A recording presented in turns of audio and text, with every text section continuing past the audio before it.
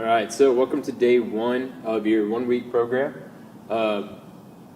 Workout today we're going to do, it's going to require just a pair of dumbbells. All right, so you don't need anything else, just a pair of dumbbells and then your body weight for a couple of the exercises. So what it's going to be is you're going to do it 3 times. It's going to be a dumbbell snatch, dumbbell swings, squats, and push-ups. So on these 2 movements, weight-wise, I would probably suggest between 15 pounds to 25-ish pounds. Probably, maybe if you're a little bit stronger of a person, then maybe 30. But other than that, they'll start to get pretty heavy. So 15 to 25, and then kind of just base it off of that. It is going to be 20 reps of every single movement. So you're going to do 20 dumbbell snatch before moving on to 20 dumbbell swings. And then once you complete that, move on down the line, and then you'll just complete it 3 times. So you'll just go right back up to the top. All right. So I'll kind of go over each movement, how to perform them, and then also if we need to modify them a little bit, I'll show you how to do that. If you need to modify the workout, if it's too much on some of this, you can either A, reduce the reps to either 15 or 10, or unless you're doing dumbbell snatch, you're going to need, or you can probably reduce the reps to an even number for each one of them. So 16 or 14, or then 10 if you need to do it even more. So I'll suggest 16, 14, or 10. If you need to reduce the reps of it, but you still want to do 3 rounds, or if you want to keep the same rep scheme, you could just do 2 rounds of that. All right, so let's get into how to do each movement, and then also how to modify each one if we need to. Okay, so for this, I grabbed 25s, so 25-pound dumbbells. Let's get into the first movement, which is going to be the dumbbell snatch. So you're only going to need 1 dumbbell for this. And so you can put this one off to the side. And so there's a couple different ways the dumbbell can sit. It can go basically parallel to you, or just kind of lateral to you. You can make it face that way, or you can turn it and make it face the opposite way. All right, so there's 2 different ways that you can do the dumbbell snatch. It just depends on which one feels easier to you and more comfortable. So turn it lateral. What it's going to be is you're going to squat down. And so I want to keep a good, nice chest up and a flat back as I come up. And I don't want to be on my toes. I want to be on my midfoot. And then from there, it's a long arm. And basically, you're just going to explode. And then once you get to full hip extension, you're then going to pull straight up. So I want to think of, I'm going to zip a zipper. So if I'm wearing a jacket, I want to zip that zipper up. And so my elbow is going to go high and outside. And then I'm going to go straight up to the top. All right, so from here, the faster I stand up, boom, the easier that dumbbell comes up. So I want to keep the dumbbell as close as I can to my body as I come up and as I come back down. All right, so think of you zipping your zipper up and then flicking your wrist at the top. And I just want it to be straight up overhead. All right, so from here, stand up quick, and then you'll come back down. And then you can switch arms, and then come back down. So you can either do all 10 on one side, and then all 10, or you can alternate each time. If you're going to turn it the opposite way, same thing, you want to keep the dumbbell close to your body, but as you come up, you're now going to push your elbow back, and then press up at the top. So if I'm here, I'm going to now explode and then push up at the top.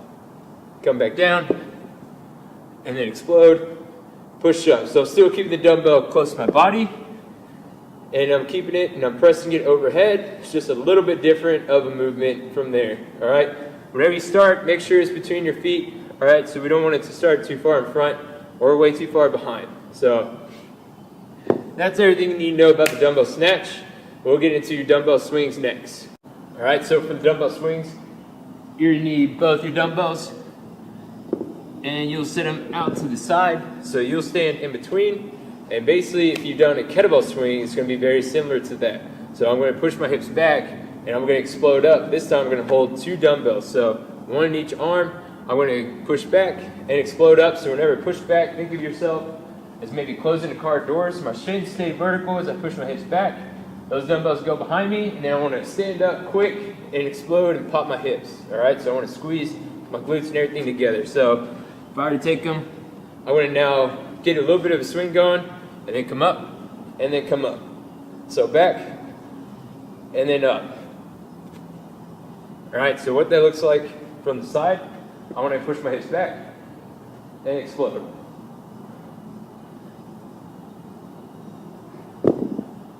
So I want to keep my feet underneath my hips, and as I push back, I want to be on my heels, and then I want to explode up. So I want to keep my back flat. I want to explode up, squeeze my glutes and my hamstrings together, and then I want those dumbbells to fly up to about eye level and then come back down. So we're going to let the hips go back and then explode and squeeze everything together. All right? So next thing is going to be the air squat. All right, so for the air squat, you don't need your dumbbells, so you can set them off to the side. Basically, how you do the air squat is you're going to have your feet outside your hips. You're going to point your toes slightly out, all right? And then as I go down, I want to push my hips back a little bit, so it's not going to be a lot. So whenever I push my hips back a little bit here, I want to then start to sink down into my squat, all right? And then I'll stay right back up. So my back is going to stay flat. Hands can be out in front, but my back stays flat the whole time. I'm going to be on my midfoot to back foot, and then I'm going to stand and press through my heels and the midfoot as I come up, all right? I want to make sure that my knees go on the outside of my toes, so I want to kind of push them out as I go down. I do not want them to cave in as I go down, all right? It's going to be bad for your hips and joints up here. I want to push my knees out to go past my toes here. Chest stays up, and then I'm standing straight up, all right? So if we can't do the air squat quite that low, then we could just go straight up from here. I can go a little bit higher and then stand up from there, all right? So it doesn't have to be as low if it's too difficult to do that way. Or you can just put a chair or something behind you, sit in the chair, and then stand up from there, all right? Okay, then the last movement's going to be the push-up. So on the push-up, you want to have your hands underneath your shoulders, and then I want to track my elbows back.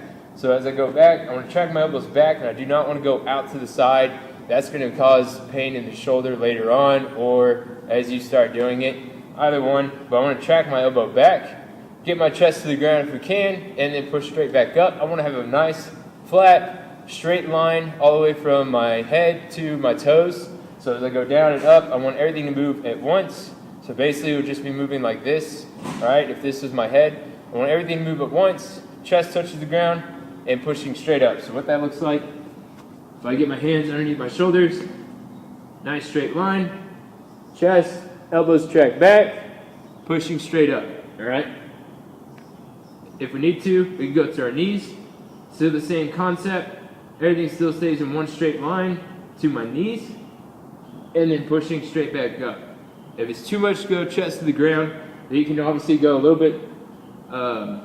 bit higher than chest to the ground.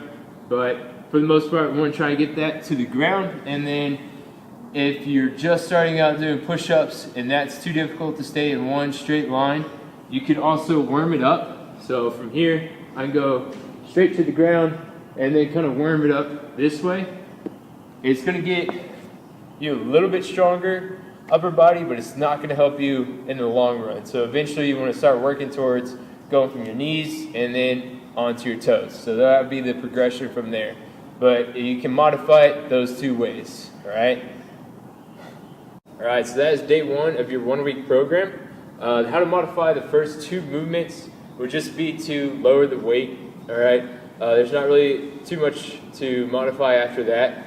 So that would be the way to do it. The other two, the squats and the push-ups, I kind of showed you a little bit how to modify those if we need to. Again, for the workout, if it's too much on the number of reps or rounds or something like that, you can decrease it. So either do less rounds or less reps for each round. Either one works, but give it a shot. Let me know how it goes. And then I'll be doing day two, so you'll receive day two tomorrow.